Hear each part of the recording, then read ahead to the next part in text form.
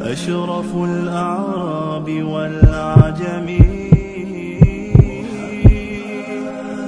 خير من يمشي على قدمه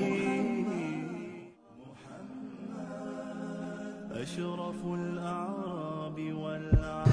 بسم الله الرحمن الرحيم نحمده ونسلم على رسوله الكريم أما بعد. On va essayer de voir, Inch'Allah subhanahu wa ta'ala, aujourd'hui, précisément la situation religieuse de la péninsule arabique de l'époque d'avant le prophète d'Allah sallallahu alayhi wa sallam, donc la Jahiliyyah. On a vu la dernière fois que l'Arabie était entre les deux superpuissances, l'Empire perse et l'Empire romain, mais que personne n'en voulait parce que, eh bien, on a dit que l'Arabie était difficilement gérable et contrôlable. C'est pour cela que l'Arabie n'avait pas de passé de colonisateur ou de colonisé et n'avait pas spécialement une agressivité politique parce que l'Arabie ne colonisait pas et n'était pas colonisée. Bien sûr qu'il y avait des conflits internes, mais au niveau, si on peut dire, international, l'Arabie, la péninsule arabique n'était pas concernée par les conflits qui existaient à l'époque, souvent entre l'Empire perse et l'Empire romain. Et donc, à l'intérieur de la péninsule arabique, il n'y avait pas d'unité non plus. C'était divisé en beaucoup de factions, beaucoup de clans. Et ça, c'était justement un signe que c'était des gens, excusez-moi le terme, arriérés. C'était des gens qui étaient arriérés et qui étaient en retard pour leur époque. Ils étaient tellement divisés, comme on l'a dit, qu'ils ne peuvent même pas se gérer. Et donc, ils étaient loin de penser d'aller essayer de conquérir autre chose. Et nous voyons donc le challenge qu'attendait le prophète d'Allah sallallahu alayhi wa sallam. Dans l'Arabie de l'époque, comment était la situation religieuse? Eh bien, il y avait trois religions qui étaient représentées dans l'Arabie de l'époque. La principale religion, majoritaire de très loin, c'était l'idolâtrie, le paganisme. Et ça, on va le voir, ils adoraient les idoles, etc., etc. Il y avait un peu de christianisme, surtout dans les régions de Najran, qui étaient situées à côté de l'Empire byzantin, donc c'était les voisins des chrétiens. Et il y avait un autre groupe ailleurs. Allah subhanahu wa ta'ala parle dans le Coran d'ailleurs lorsqu'il dit وَقَالُوا لَنْ يَدْخُلَ الْجَنَّةَ إِلَّا مَنْ كَانَ هُودًا أَوْ نَصَارًا. Nasara là, les chrétiens là, eh bien ce sont justement ces chrétiens qui arrivent de Najran. Et le judaïsme. La troisième religion qui était représentée, c'était des judaïsmes. Il y avait des petites poches de judaïsme dans l'Arabie. Ils étaient très peu nombreux, moins de 1% à l'époque, surtout dans deux villes, dans deux villages, Yathrib et à Khaybar. Yathrib et Khaybar. Ils étaient là parce qu'ils s'étaient fait expulser auparavant de l'Empire romain. Donc, majoritairement, l'Arabie était pagan. Cela ne veut pas dire pagan idolâtre. Cela ne veut pas pour autant dire qu'il n'y a plus aucune trace du tawhid. Rappelez-vous, ces gens-là, eh bien, ils savaient qu'ils venaient de qui? Qu'ils descendaient de qui? De Ibrahim et de Ismaïl alayhi salatu wassalam. Ces gens qui avaient construit la Kaaba, etc. Et les Arabes, ils vénéraient la Kaaba. Et ils considéraient déjà la Mecque comme une terre sacrée. Et il restait, malgré le fait qu'ils soient idolâtres, beaucoup de caractéristiques de la religion de Ibrahim alayhi salatu wassalam. Les caractéristiques de la religion d'Ibrahim alayhi salatu wassalam qui étaient encore présentes, c'était quoi? Respect de la Kaaba et des sites sacrés, Mecca, la Mecque, Muzdalifa, Mina, Arafat, etc., etc. Eh bien, les Mécois de l'époque respectaient ce genre d'endroit. Il y avait le respect des mois sacrés, les 4 mois sacrés. 4 mois sacrés, Allah subhanahu wa ta'ala, il en parle dans le Coran. Allah subhanahu wa ta'ala nous parle des mois dans le Coran. Inna iddata ash-shuhur 'inda Allah 12 shahran fi kitabillah yawma khalaqa as-samawati wal arda minha arba'atun hurum. Et parmi les 12 mois, il y a 4 mois sacrés. Et les Arabes de l'époque faisaient aussi le tawaf autour de la Kaaba. Ils faisaient le tawaf autour de la Kaaba, même s'ils n'étaient pas musulmans, mais ils respectaient la religion. Ils avaient encore des traces de la religion d'Ibrahim. Ils faisaient le sa'i entre Safa et Marwa. Il faisait le Hajj, sorte de pèlerinage qu'il faisait, mais il faisait dans le mois de Dhul Hijjah. Il montrait du respect pour les animaux de Udhiyya, etc., etc., etc.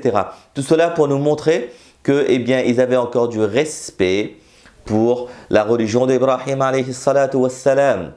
C'est normal, parce que nous savons aussi que le din de Ibrahim, tout ça c'est l'héritage du din de Ibrahim, de Abraham alayhi salatu wassalam. Une petite parenthèse, c'est que, eh bien, subhanallah, certaines personnes se sont dites, les orientalistes, se sont dites que lorsqu'ils voient la situation de l'Arabie de l'époque, eh bien, comment ils se perçoivent ça? Ils se disent que, eh bien, il y a beaucoup de similitudes entre ce que les Arabes faisaient et ce que nous faisons dans l'islam. Et donc, ils disent que c'est juste un copier-coller. C'est juste un copier-coller et ils disent que le prophète d'Allah sallallahu alayhi wa sallam est arrivé, il a analysé la situation et il a concocté une nouvelle religion avec un zeste de judaïsme, un zeste de christianisme, un zeste de paganisme et aussi quelques restes de la religion de Ibrahim alayhi salatu wassalam. Et quelle preuve ils vont apporter? Eh bien en disant que regardez là, le Hajj c'est héritage d'Ibrahim, ça c'est héritage du christianisme, ça c'est héritage du judaïsme, etc., etc., etc. Comment nous devons comprendre cet héritage d'Ibrahim alayhi salatu wassalam? C'est très simple pour nous de comprendre cela. Eh bien, subhanallah, pourquoi est-ce qu'Ibrahim faisait tawaf, pourquoi, etc. On n'a pas de complexe par rapport à cela, parce que lui, eh bien, il faisait tawaf pour Allah, nous faisons tawaf pour Allah subhanahu wa ta'ala. Lui, il était sur le monothéisme et Muhammad sallallahu alayhi wa sallam était aussi sur le monothéisme. Donc, on n'a pas à être complexé par rapport à tout cela et nous reviendrons sur cette question plus tard dans nos leçons, incha'Allah subhanahu wa ta'ala. Aujourd'hui, eh bien, j'aimerais quand même qu'on se pose une question. Les Arabes, qui étaient 2000 ou 3000 années auparavant sur le tawhid, sur le monothéisme pur, instauré par Ibrahim et Ismaïl alayhi salatu wassalam, et inspiré par Allah subhanahu wa ta'ala, comment est-ce que ces Arabes, au cours de l'histoire, ont dévié du monothéisme pur pour arriver sur un polythéisme tel qu'il y avait des idoles dans la Kaaba? On dit que dans la Kaaba, il y avait 360 idoles. Subhanallah, ils adoraient tout et n'importe quoi. Il y avait des idoles pour tout. Nous savions aussi que, donc la question se pose, pourquoi est-ce que, comment, à quelle époque, eh bien ça a mal tourné? Nous savons que Ibrahim alayhi salatu wassalam, il vivait avant en Mésopotamie, en Irak. Et on sait, je vous ai raconté l'histoire, que son épouse est sortie de là-bas, est venue à la Mecque, etc. Et ils se sont installés là avec la tribu des Jurhum. Ismaïl s'est marié avec une femme de là-bas. On ne sait pas exactement combien de temps il y a eu entre Ibrahim, Ismaïl et le prophète d'Allah sallallahu alayhi wa sallam. D'après le calendrier grégorien, peut-être 2500 années, mais wallahu a'lam bis-sawab. Mais Ismaïl alayhi salatu wa salam est le père de tous les Arabes, ça on le sait. Il n'y a aucun doute, parce que c'est un prophète d'Allah, que Ismaïl, étant prophète, il a enseigné le tawhid, l'unicité aux gens. Mais d'où arrive le shirk? D'où est-ce que ça vient? En partant de l'adoration d'Allah et uniquement d'Allah, pourquoi est-ce que 2500 années plus tard, eh bien, nous en sommes à adorer des idoles et toutes les idoles? C'est là où intervient un personnage dont on a déjà parlé. Environ 300 années avant le prophète d'Allah sallallahu alayhi wa sallam, rappelez-vous de la tribu des Khuza' qui ont expulsé les Jurhum, etc. et dont le chef s'appelait Amr ibn Luhay al-Khuza'i. On en a déjà parlé de lui, c'était le chef de la tribu des Khuza', Amr ibn Luhay al-Khuza'i. Il a vécu donc quelques centaines d'années avant le prophète d'Allah sallallahu alayhi wa sallam. Encore une fois, on n'a pas de date exacte. Il n'y avait pas d'habitude à l'époque chez les Arabes de dater exactement les événements. On n'a pas de livre d'histoire, etc. Mais subhanallah, on sait que ça s'est passé environ 3 siècles avant l'arrivée du prophète d'Allah sallallahu alayhi wa sallam. Amr était donc un des chefs des Arabes. Il avait un prestige à cause de sa force physique et à cause de sa générosité. Et aussi sur les champs de bataille. C'est lui qui avait expulsé les Jurhum, etc. Et lui, il vivait aux alentours de la Mecque. Et il est devenu le chef de tribu. Chef des tribus des Khuza', qui était une tribu sœur des Quraysh. Lui, il avait l'habitude de voyager. C'était un diplomate de l'époque. et il avait l'habitude de voyager. Et un jour, lors d'un voyage de Syrie, il rencontra un peuple qui est mentionné dans l'Ancien Testament, les Amalika. Les Amalika, il va rencontrer ce peuple-là, un groupe de géants par la taille, et qui a une culture et qui a une civilisation très développée pour l'époque, qui n'était pas arriérée comme les Arabes. Et en les rencontrant, Amr ibn Luhay al-Khuza'i, il a été attiré par leur état d'avancement, par le fait que ce soit des gens qui soient très avancés, qui ne soient pas arriérés. Vous savez, c'était quand même, les Amalika, c'était quand même des pagans, c'était quand même des idolâtres, bien qu'ils soient dans l'Empire romain. Mais ils s'étaient considérés comme des gens qui étaient culturellement très avancés.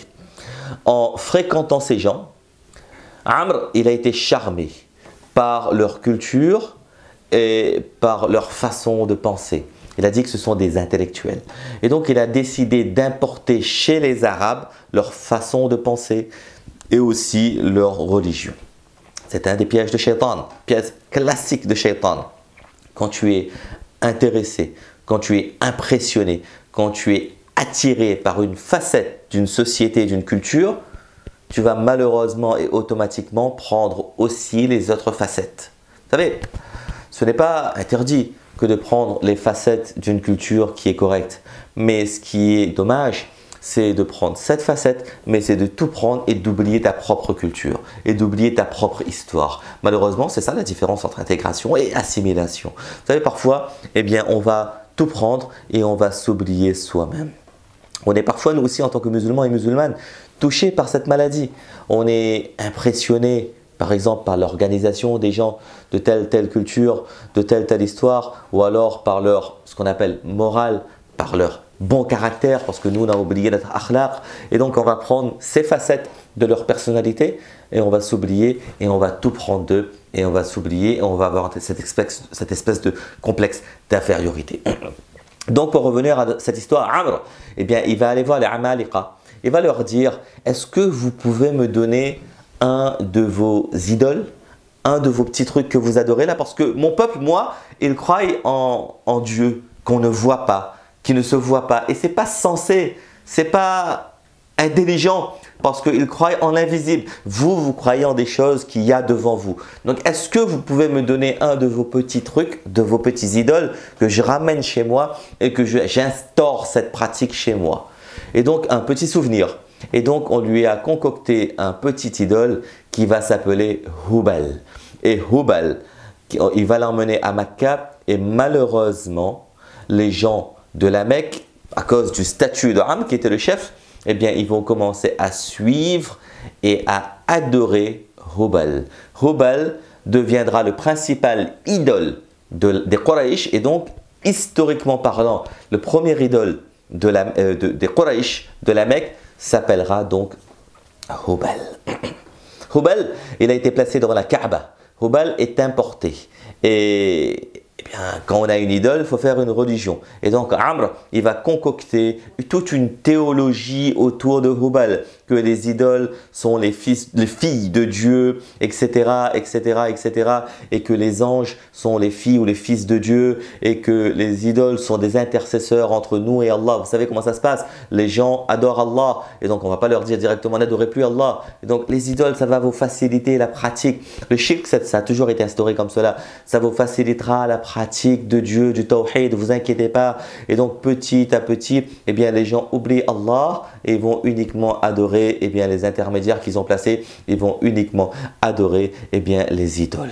Vous savez, le prophète d'Allah sallallahu alayhi wa sallam nous dira plus tard, parce que Amr, c'est la première personne qui a instauré le polythéisme dans l'Arabie. Le prophète d'Allah nous dira plus tard, en ce sens, dans un hadith, il dit que j'ai vu Amr ibn Luhay al-Khuza'i dans le feu de l'enfer, traînant derrière lui ses intestins. C'est la première personne qui a introduit l'idolâtrie en Arabie. Le hadith, il est très long. Le hadith, il parle du paganisme, de la superstition, des mauvaises croyances, etc., etc., etc. Mais en tout état de cause, l'histoire des idoles en Arabie a commencé environ 3 à 4 siècles avant le prophète d'Allah sallallahu alayhi wa sallam.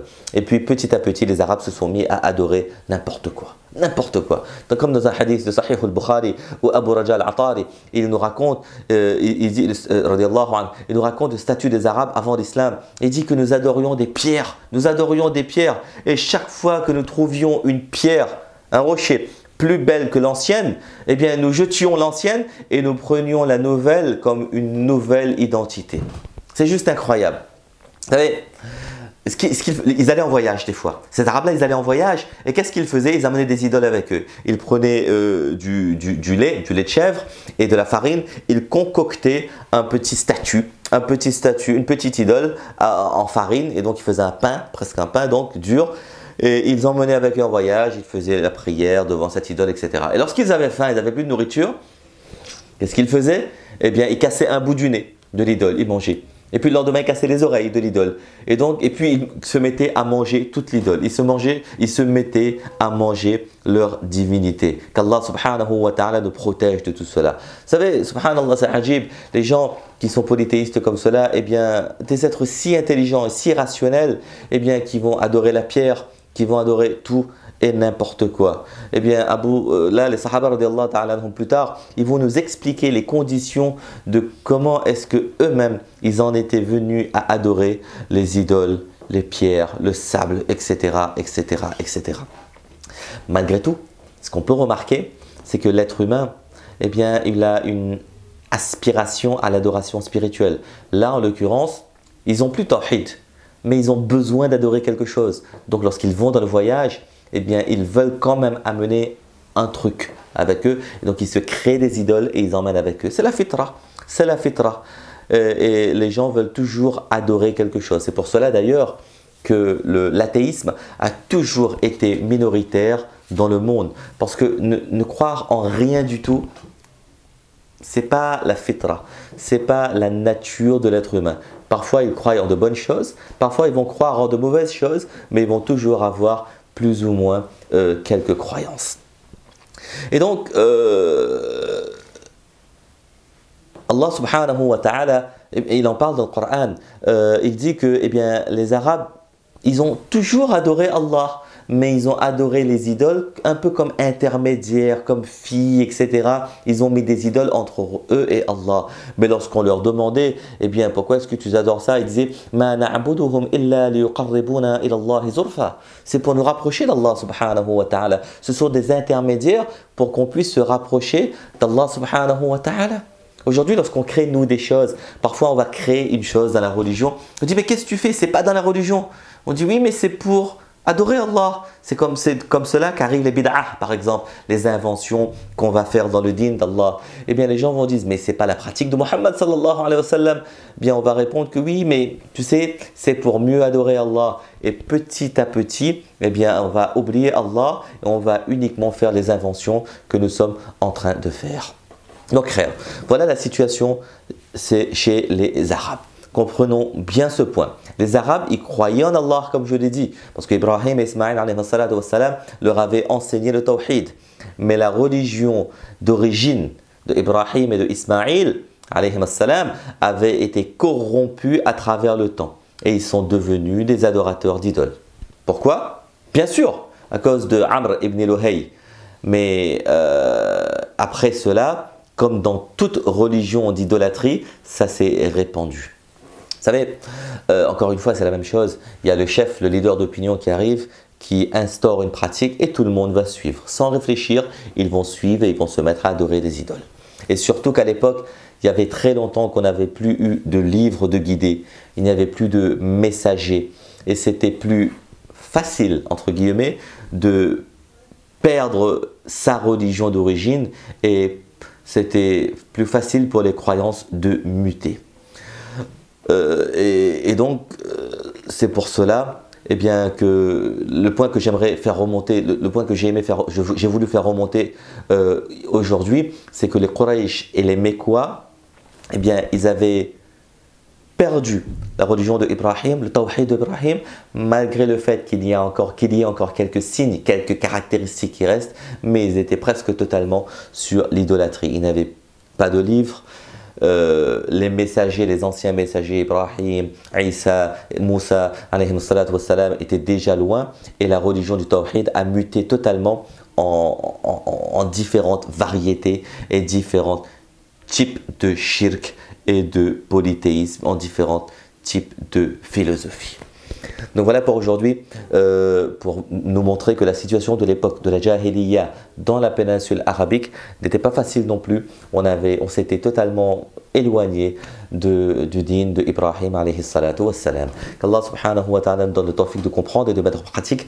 Dans la prochaine session, Inch'Allah, on va voir que malgré tout cela, il y avait quelques exceptions. Il y a quelques exceptions malgré le fait que dans la péninsule, dans l'Empire perse, dans l'Empire romain et même dans la péninsule arabique, la situation était chaotique. Malgré tout, dans cette partie du monde, il y avait quelques exceptions qu'on va appeler les hunafa. Qu'Allah subhanahu wa ta'ala donne le tawfiq de comprendre et de mettre en pratique. Amin wa akhiru da'wana alhamdulillahi rabbil alamin. Fajazakumullah. Wassalamu alaykum wa rahmatullahi wa barakatuh. يا رسول الله محمد